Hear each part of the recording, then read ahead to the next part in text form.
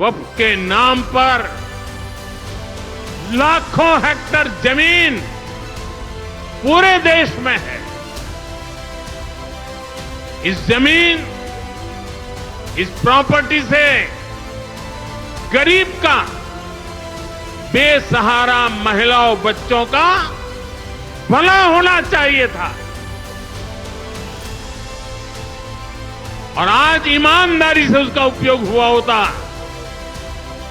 तो मेरे मुसलमान नौजवानों को साइकिल के पंक्चर बना करके जिंदगी नहीं गुजारनी पड़ती। प्रधानमंत्री के इस बयान को देश के सभी मुसलमानों को चिंतन करना चाहिए। इस बयान पे सोचना चाहिए कि पीएम कितना कड़वा सच बोल रहे हैं। दरअसल ये बहुत कड़वा सच है। अफसोस होता है कि मुसलमान अब भी नहीं समझ रहा है।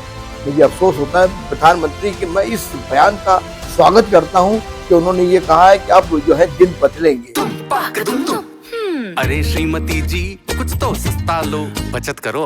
नहीं श्रीमान जी, सब बढ़िया लो, रहने दीजिए। इसमें क्या खास बात है? थोड़े में ज्यादा स्वाद, यही तो है इसकी खास बात। वाह मामा, क्या स्वाद है। अरे मेरे राजा,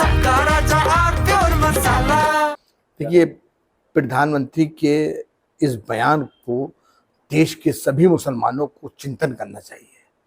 इस बयान पे सोचना चाहिए कि पीएम कितना कड़वा सच बोल गए हैं। दरअसल ये बहुत कड़वा सच है।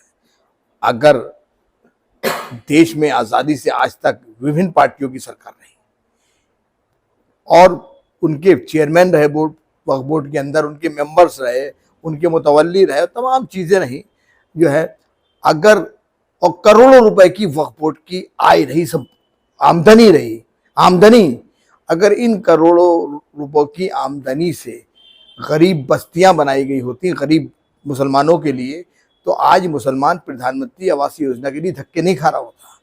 अगर अस्पताल, स्कूल, कॉलेजेस बनाए गए होते गरीबों के लिए, तो आज आयुष्मान कार्ड के लिए मुसलमान भागा भागा नहीं फिर रहा होता। स्कॉलरशिप के लिए गरीब मुसलमान धक्के नहीं खा रहा होता। अगर गरीब बेवाओं के लिए स्कॉलरशिप दी होती, उन्हें भत्ता दिया होता, तो हमारी बहुत सी बेवाओं को बर्तन मांजने की जरूरत नहीं पड़ती।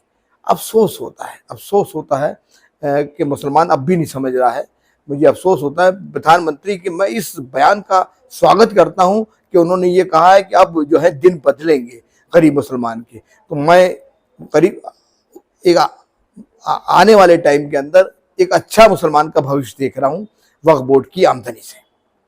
एक सवाल और था मेरा, सहारनपुर से सांसद इमरान मसूद, उन्होंने 1 घंटे की धमकी टाइप की दी है, वक्फ बोर्ड को ली दी है और किसी भी दी है, क्या कहेंगे? देखिए, मुझे अफसोस होता है ऐसे बयानों के ऊपर। देखिए, आज मुर्शिदाबाद में जो हो रहा है वो सोचने का विषय है। मुझे एक शेर याद आ रहा है कि ये लोग पाँव से नहीं जहन से अपाहिज हैं, ये उधर चलते हैं जिधर रहनुमा चलाता है। मुर्शिदाबाद में ऐसे ही बयानों का रिएक्शन है। दरअसल ऐसे बयान एक जिम्मेदार आदमी को नहीं देने चाहिए। अफसोस होता है।